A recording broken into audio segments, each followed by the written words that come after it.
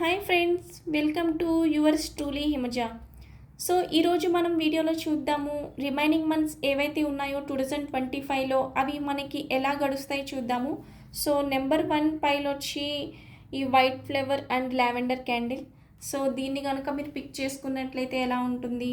So at the same time మీరు ఇంట్యూటివ్గా pick చేసుకోవడానికి try చేయండి. Pink colour candle and yellow colour flavour. So ఈ రెండిట్లో ఒకదాన్ని మీరు పిక్ చేసుకోండి. సో మనం చూద్దాము రిమైనింగ్ మంత్స్ మనకి సెప్టెంబర్, అక్టోబర్, నవంబర్, డిసెంబర్ ఏ విధంగా ఉంటాయి. సో సెప్టెంబర్ కోసం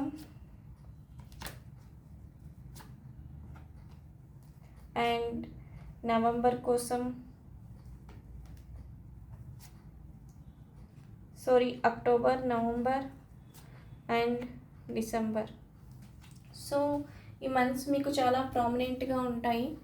మీకు చాలా మంచి గ్రోత్ అనేది వస్తుంది అండ్ విక్టరీ అనేది మీరు ఇంక్రీజ్ అవుతుంది. ఫేమ్, నేమ్, పవర్, పొజిషన్ అంటే కీర్తి ప్రతిష్టలు ఇవన్నీ కూడా వస్తాయి. అండ్ మీ మెంటల్ క్లారిటీ కూడా పెరుగుతుంది. మీరు డెసిషన్ మేకింగ్ చేసే పవర్ కూడా మీకు నవంబర్ వచ్చేసరికి ఇంకా క్లారిటీ వస్తుంది. డిసెంబర్ మంత్లో మీకు చాలా హార్డ్ వర్క్ చేస్తారు అండ్ ఆ హార్డ్ వర్క్కి మీకు ఫ్రూట్ఫుల్ రిజల్ట్స్ కూడా ఉంటాయి. సో ఇది guys number 1 పైలు.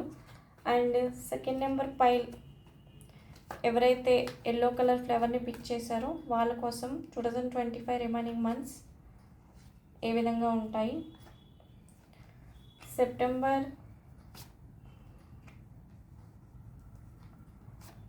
October, November and December.